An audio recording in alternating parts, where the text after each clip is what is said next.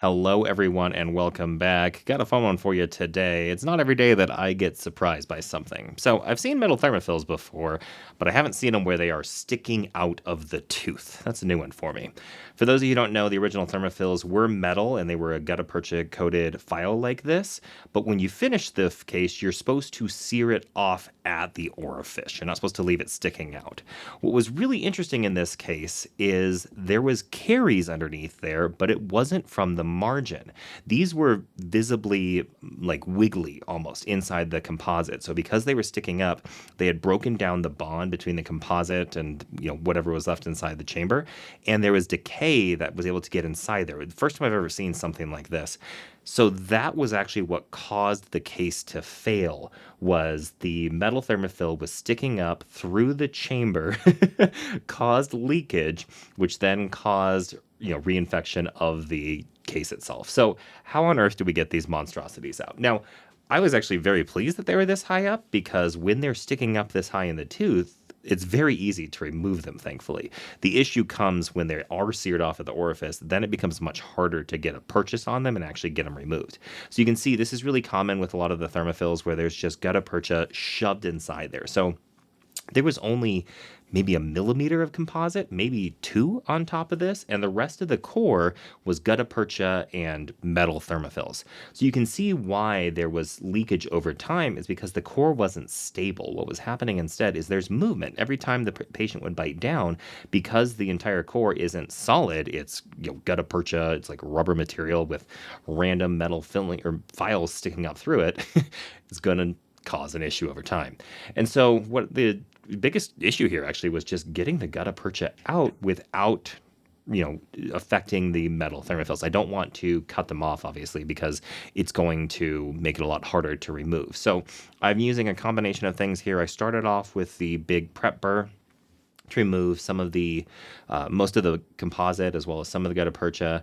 I've then moved on to using the heated instrument to remove it, and now I'm going to start with the F1. So with thermophils like this, you can, especially because it was a larger shape to begin with, you can use an F1. However, there's a higher risk of breakage, and you will actually see inside here I do break off 2 files. I do remove them, but it is common with this technique, and it doesn't bother me really breaking off files on retreats like this because it's encapsulated inside gutta percha. As soon as you get the gutta percha out, the rest of it goes. So you can see that file broke right there. Not a big deal. That one come out in just a minute. And so this is another SS white F1 because the first one broke. So same thing here, just kind of removing as much of the gutta percha as possible. And you can see the thermophils, which actually are files, that's why I keep calling them files, are loose inside there. So they're already starting to move. So the goal is just to remove as much of the gutta percha, holding those files in place so that I can get the actual carriers out. Now, when I said it's a file, you'll see in a minute that it is shaped like a file. There was, when these first came out, they were very expensive when Tulsa first came out with the metal thermophils, and some smart dentists realized, hey, I can make these myself. So what they would do is take a 25, 30K file, they would heat up gutta percha, they would dip it inside the heated up gutta percha and pull it out, and then when it came time to do the actual obturation process with the thermophil, they would heat it using usually a Bic lighter or a Bunsen burner and place it to length. The 90s were a wild time. What you're not able to see right here is me trying to use the headstrom to get out as much as possible, and now that I've got them pretty wiggly, we're going to try to remove them. So I don't actually have Steiglets. I've never found them to be super useful. They might have been useful in this case right here, but what I ended up doing is using the cotton forceps and then using hemostats on the side to increase the gripping power of them, and that's what you can see me doing here, and then we try to pull it out. Unfortunately, they were still a little too tight inside there. I think it's because these were K files and not just smooth metal files, that they were binding a little bit. So you'll see I end up having to use a different technique. And when you're retreating cases, especially in cases like this where it's a weird situation, have backup plans. Don't go in there saying, oh, I'm going to just use X technique. I've often joked that I start off with plan A, B, and C and end up down in the numbers because we've gone through A through Z. So try it a few times, see if you can get it out. But If you cannot, it's okay to switch to something else and try to use creativity. There are plenty of ways to get these out. It doesn't have to be just the one. So that was failing, unfortunately. So what we're going to switch to here is ultrasonics. And I just had this random, I think I got this at the AE actually, just a random sample of the number 3 from Edge Endo. Unfortunately, the first time I used it, all the diamonds stripped off the tip. So it's not super useful to remove tooth structure, but it is very useful to remove gutta percha. So I still keep it around because I'm cheap and it's still got some use to me. And that's what I'm doing here. You can see it popped out right away, and notice the shape. That's very much shaped like a K file. You can see me showing the assistant there that this is clearly a K file. It's always fun. I do try to teach my assistant some of the history of endo. They know more about endo than I think my residents do at this point. It's pretty bad. But you can see once those vibrate out, they vibrate out super fast. And that's the beautiful thing, is because it's a stainless steel file, you can hit these with the ultrasonic and they have a low risk of breaking. If it's nighttime, you do have to be careful because they can separate. And so what I'm doing here is trying to loosen up. The MB was the one that was really killing me. It was not wanting to come out very readily, and you can see it just is kind of stuck inside there. So what I ended up doing is removing a lot of the pretty much gutta percha is what was inside there in the isthmus, because that gives me a delivery option to get the teeth, to get the files out. And you can see me going pretty hard there, trying to, the on the mesial lingual, I'm trying to deliver it to the buccal. Can you tell I was trained by oral surgeons by the way I talk? Delivery, purchase points, things like that. That's very much inside my vocabulary. Right there, you can see the broken file. It just snapped off next to it and it came out. So that's how easy it is to remove in these cases. It's not a big deal if you do break a file on a retreat, because it's usually encapsulated inside the gutta percha. So rinsing everything out, and there comes that other file. You can see that kind of came out in pieces, but that one's all good. And so now we are going to just kind of keep poking those out. I've removed more of the gutta percha, so I'm going to go back to my original plan of trying to pull these out using the combination of the cotton forceps and the hemostats. Unfortunately, this one just did not want to go out. You can see it's almost twisting the cotton forceps when I go inside there, and so trying to get the hemostats in, almost twist it further. It is a great technique because you don't have to remove any more tooth structure or anything like that, but it doesn't always work, and that was one of these cases here. So I think at this point I just completely abandon it and go back to the ultrasonic. So removing more of the gutta percha, and pretty much now we are down to dentin. You can see I'm treating this more like a separated file case, where I want to remove the dentin that is supporting that file and preventing it from popping out. And on both of them, actually, I go kind of in between the isthmus, and you can see there it wants to come out. And so there goes the ML. So we got 3 out of the 4 out. Not too bad as far as timing here. Rinsing everything out and just trying to get these dumb guys out. With all these retreats, especially with Thermafil retreats, I don't know why. I do know why. It's because there's way too much gutta percha on those. There's just gutta percha everywhere. It's almost a joke how much gutta percha is left inside these retreat cases. So I feel like I'm almost like a wizard pulling gutta percha out of a hat. It just keeps coming and coming. At this point here, I'm just got that one left, and so you can see I'm moving along the isthmus and then trying to see if I can get purchase after. So I'll do a couple strokes along the isthmus to remove that dentin that's blocking me from getting it out, and then I'll try along the buccal to pop it out loose. You can see we're getting a lot more movement now that I'm kind of undermining the support structure for it, and it should pop out here in a second. I think if I remember correctly from editing this, yeah, it's coming up here. So don't worry, it's almost here. But that tends to be the best way to do it, is just to get it out. And there was a little piece of the file as well. I wanted to show that we did get that final little piece of the file out, and that may have actually been what was holding that in place. I think the file got wedged in between the metal Thermafil carrier as well as the wall of the dentin, and so it's almost acting like a wedge holding it in place. So what we're going to do now is take a break from removing it because it was driving me crazy. That's another pro tip. If you're having trouble with removing things. Oh, by the way, we did break another file.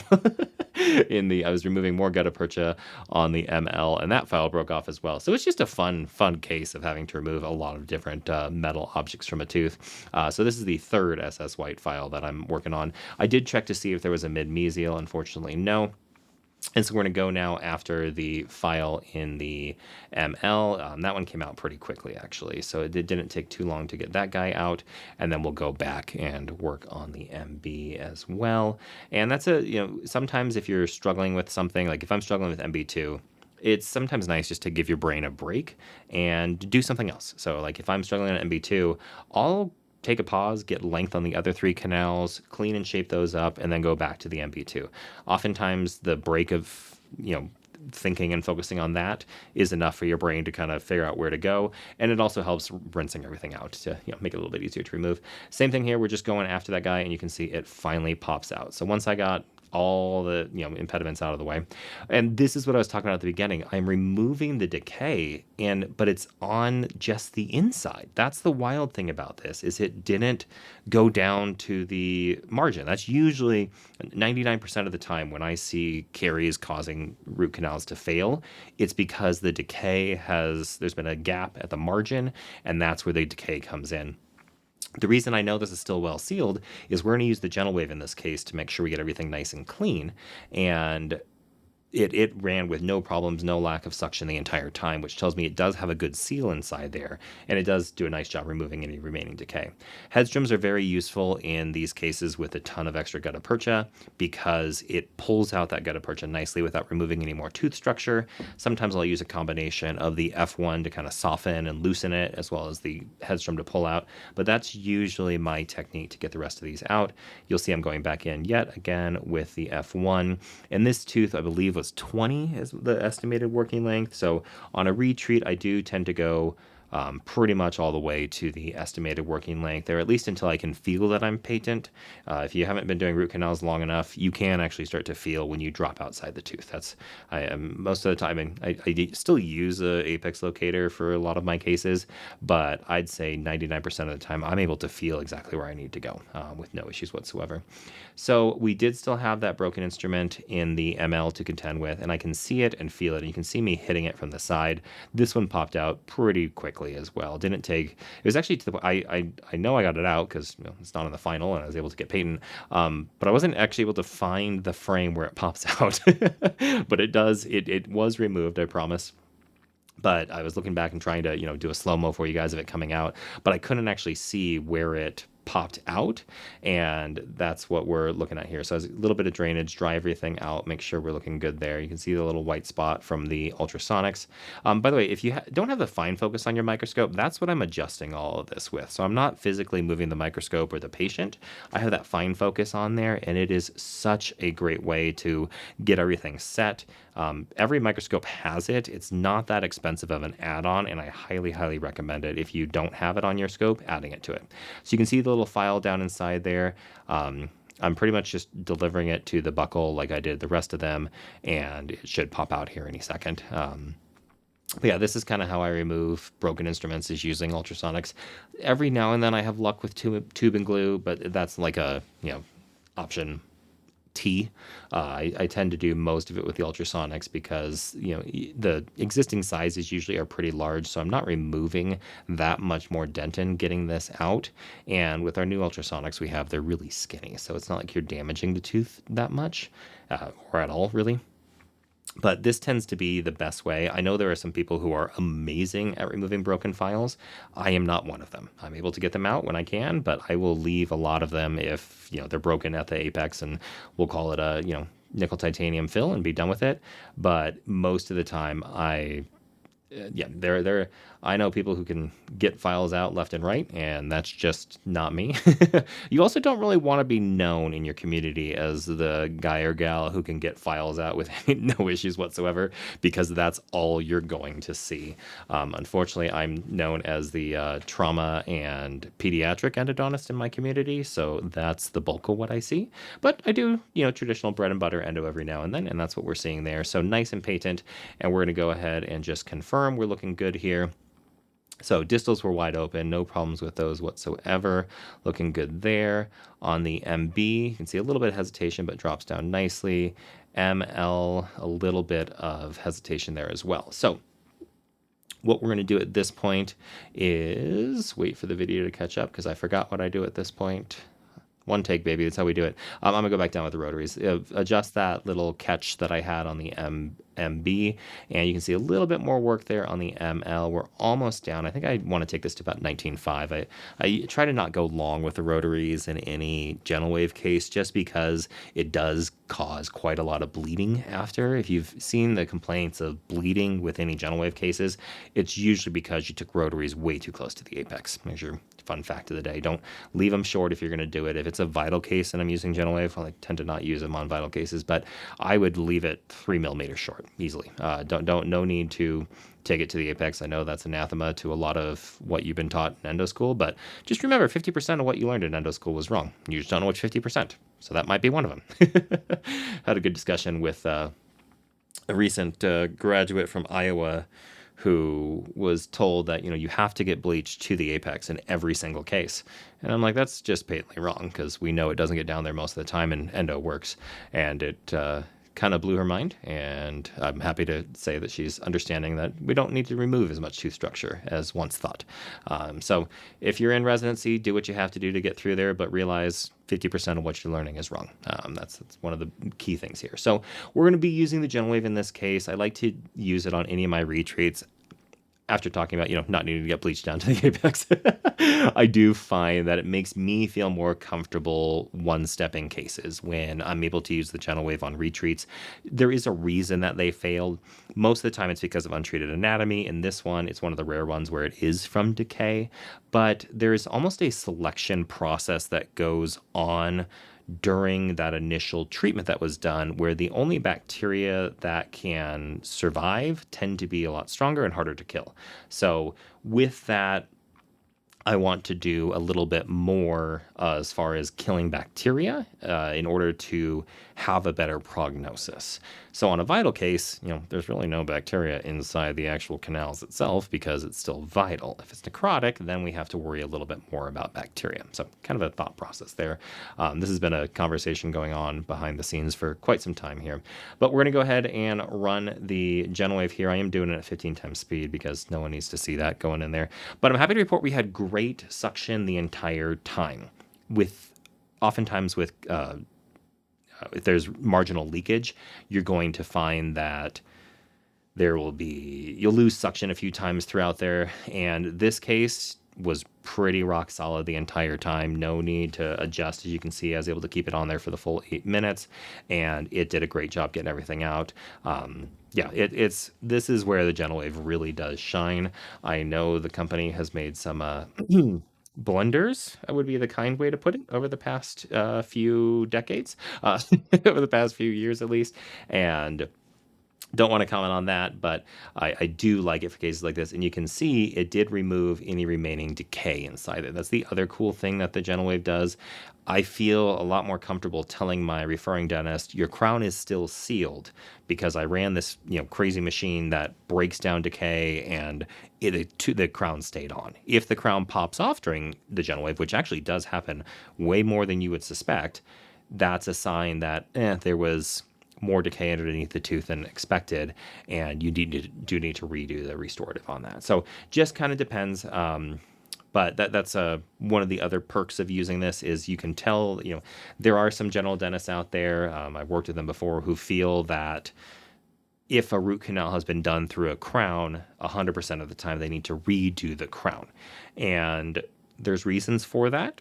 I understand some of the logic. A lot of it is financial, and I don't necessarily think it is necessary in every single case.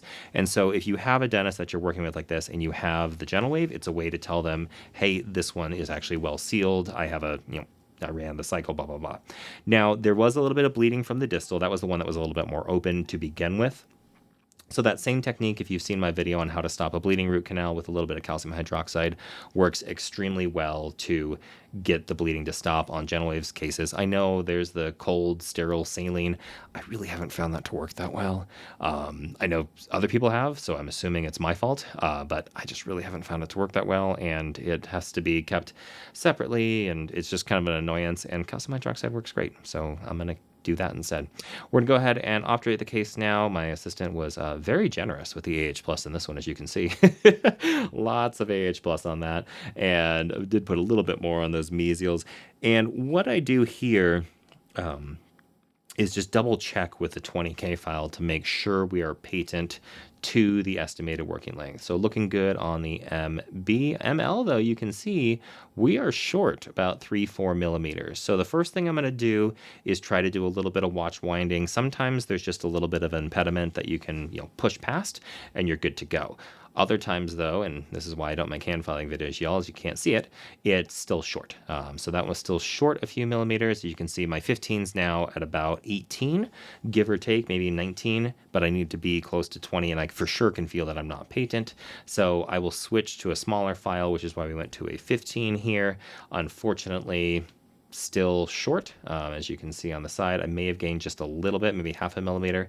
So I'm going to go back with the rotary files. You can go back down with a rotary file with sealer inside there, and it's going to be okay. The little bit of dentinal shavings you make aren't going to make a difference as far as the outcome here, and all it's really doing is pushing sealer down for you. So it kind of works in the same way. And you can see the 17 is almost dropping. I just wanted to double check on that MB as well, make sure we're looking good there. And it's just that tip was a little bit funky, as you can see. It didn't break, but it does have a little bit of a hook there, and still didn't quite drop all the way, so I think I'm going to switch to the 2006 here in just a second. As you can see, we're still about a millimeter short, so I wanted to get to 20 was my estimated working length, and for sure I can feel we are not patent whatsoever. So if you are doing the squirt technique, you do have to get patent.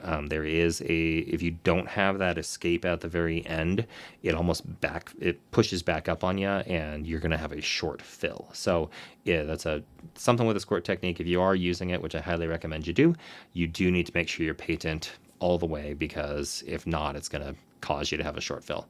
So working up here now with the 2006, sometimes the 2006, because it's a little bit stiffer, it works better in these cases.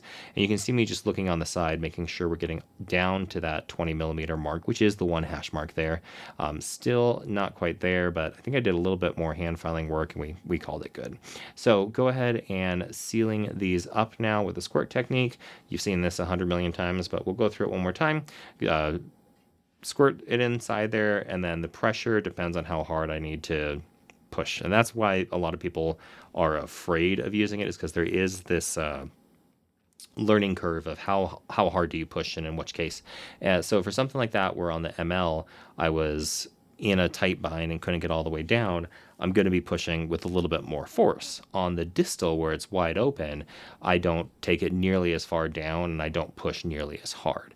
This is why I think people are hesitant to use the squirt technique, is because there is a learning curve associated with it. But in this case here, is pretty straightforward. So the best way to learn how to do it is to do it, and I strongly encourage you all to start doing it.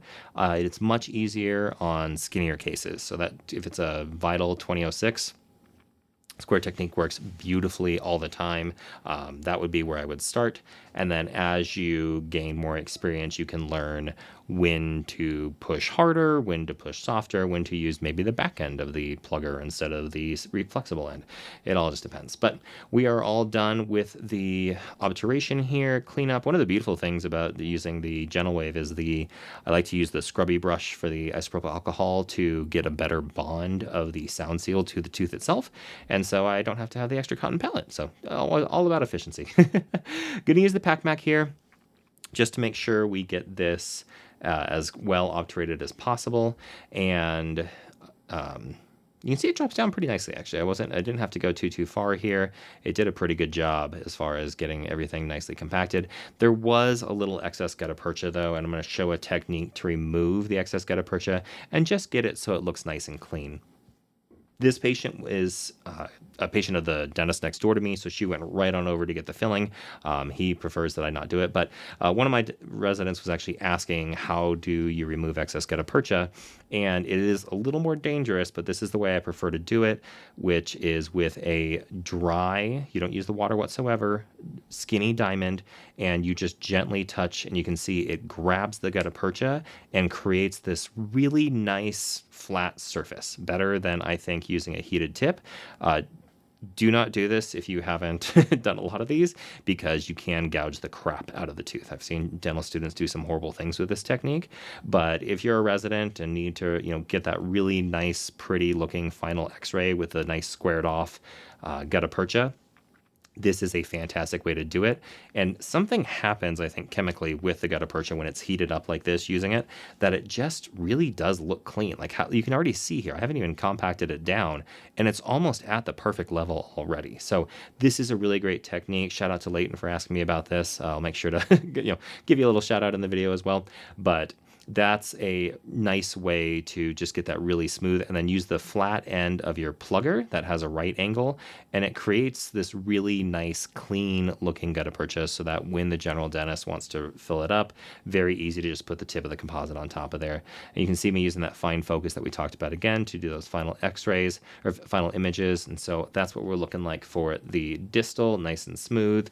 That's what the mesials look like. You can see I really didn't have to remove too much tooth structure to get all those out. And here's what those final x-rays look like. As you can see, nice flat surfaces there for the dentist to fill up. Once again, you still get surprised even after all these years, which I absolutely love. But thank you all so much for watching. If you have any questions, please drop them down below, and I will talk to you all next time.